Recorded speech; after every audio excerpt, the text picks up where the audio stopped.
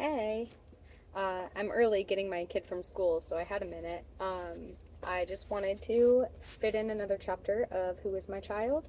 Uh, Subtitle is Finding the Best Way to Teach Your Children Based on Each Individuality Type, and it's by me, Jilliann Beck-Bryant. You can find it on Kindle, Amazon, Barnes& and Noble, um, and yeah, let's see. Go back if you're not caught up.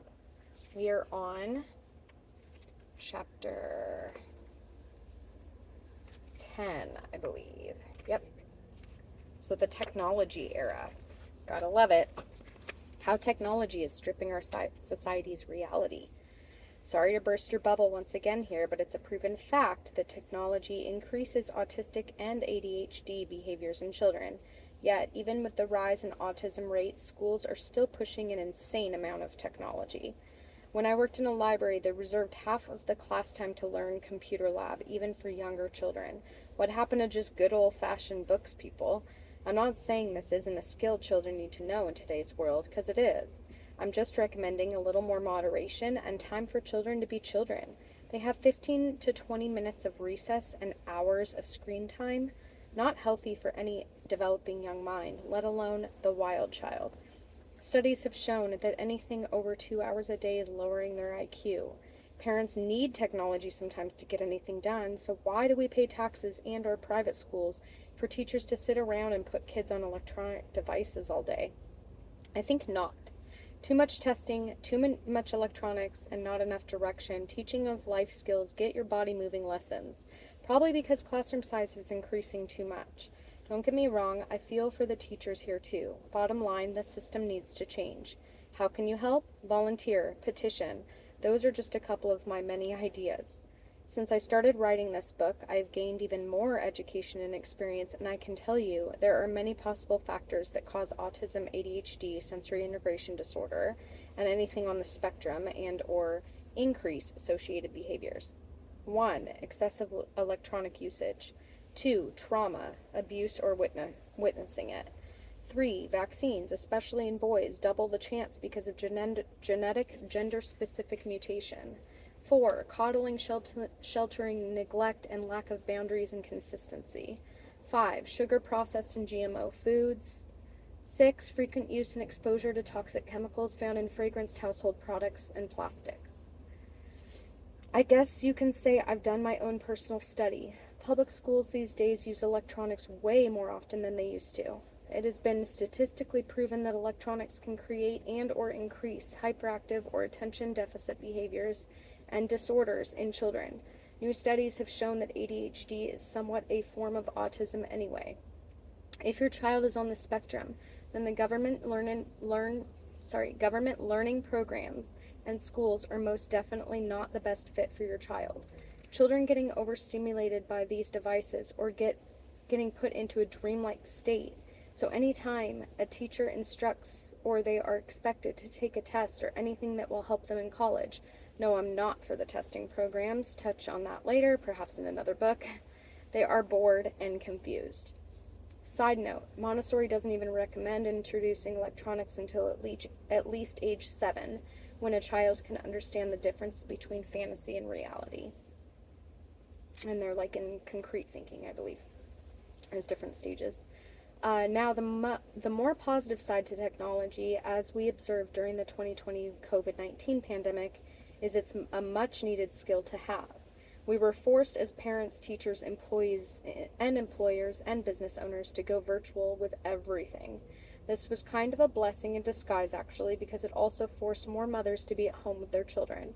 Let's face it, schools and restaurants and many other fields should have been practicing safe social distancing, strict hand washing, sanitizing guidelines, glove, mask wearing, germ avoiding policies this whole time anyway. Except I'm not like really pro mask because it's not very good for your immune system, but it does keep the germs at bay in certain environments.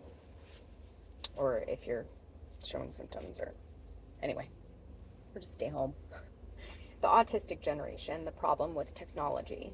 This is just a theory of mine, but I'm surrounded with essentially oily anti-vax friends. I wonder if autism isn't actually caused by vaccines. What if, just hear me out, it is actually caused by too much exposure to electronics? I've vaccinated my children, and I didn't start noticing any problems or developmental delays until we started letting our oldest daughter watch television, and she started this virtual schooling. No thank you to the pandemic. Since writing this book and having more children, however, I have decided not to vaccinate. I believe the doctors are abusing children when administering shots. Yes, some shots may prevent contraction and spread of certain deadly illnesses, but in recent years, I don't personally believe the benefits outweigh the cons. I remember getting held down by 4 nurses to get a flu vaccine once. No, if you're wondering, I did not go back and sue the hospital, although I probably could have and maybe should have, because it traumatized me so much. I've had long-term psychological effects from it, and I'm triggered even to this day as an adult when getting blood drawn even. Back to previous subject and theory, I also know many children not vaccinated who definitely show signs of being on the autistic spectrum, whether that be high functioning like Asperger's syndrome, ADD, ADHD, sensory integration disorder, or low functioning, which like nonverbal, which could have been linked to their parents' drug and alcohol addictions, or even just slight mental illness from generations of abuse. Either way, one cannot say it's caused by one thing, i.e. vaccines, toxins. I'm not a clinical doctor, and I cannot legally diagnose anyone. Maybe this will change by the time you read this. But when I wrote it originally, I only had have a bachelor's degree. I guess you have to sometimes play into the system to be successful, or maybe this book will prove that assumption to be incorrect. Anyway, it's my dream to be Dr. Jill, but I'm not there yet, so we'll see. I have just always had that radar while working at the early intervention programs through Head Start in Oregon. Almost all the children with disabilities I've worked with were definitely electronic device addicted. That's the pattern I saw. So again, this is like my own personal study. We don't need computers raising our children. Agree? We don't need schools, principals, and teachers scared to lose their jobs or for funding getting cut, or even worse, shutting completely down because the government has threatened if they don't comply with the virtual, online, hybrid, remote, distance learning that they will have severe consequence. And masking our children? Don't even get me started. Now trying to push the limited studied, non-FDA approved, regulated COVID vax on children. No. I hope big tech censorship doesn't shut me down and or prevent me from publishing my book here. Or, well, I obviously self-published, but I mean, like, they'll probably shut down this YouTube episode, who knows, because the word needs to get out and people need to open their dang eyes already. Again, hashtag sorry not sorry. We need parents to get paid to stay at home with their children for the first couple of years at least. I will run for political office probably someday to try and change things. Granted, the parents have read this book to apply. Kind of kidding. Actually, Trump did a lot for that, and I'm not telling you which way to vote, but he did. I think the child tax credit started with him, even though Biden's trying to take the credit, because he thought that moms should be paid for all the wonderful things they do. Anyway, this is exactly what's wrong with this country, USA especially. We have dual income, overworked and underpaid parents paying way too much in taxes, which frankly goes nowhere productive, in Oregon anyway, pawning their children off on overexhausted, undercompensated teachers who may have more patience with our children, but do not have the mother nurturing and safety beacons attached for ultimate safety and security of the children. And also, like, let's not even get into the mortgage costs these days and cost of living and inflation and cost of gas and food. And wow, they wonder why so many people are homeless. Anyway, this is 2024, by the way.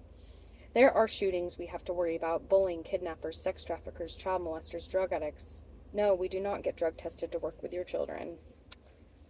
There's a fun fact for you. The list goes on. There are 30 children to 1 teacher. What in the actual? Sorry, not sorry for the poor choice of language and grammar, and even resorting to profanity here. There's a sensitive and passionate subject for me. We don't need children and teens becoming even more socially isolated and narcissistic as they already are. Like, social media is so toxic. I witnessed a couple people from my family go from the perfect little child mother partners to sociopathic teen adults just from social media. They were fine until they found the glorification of eating disorders, cutting, drugs, sex, and suicide. I'm not kidding, everyone. Social media platforms should only be for adults. But you'll see, it's widely used by youth. So there you go. It's a very intense chapter. Hope you enjoyed. Give me your honest comments, but be nice.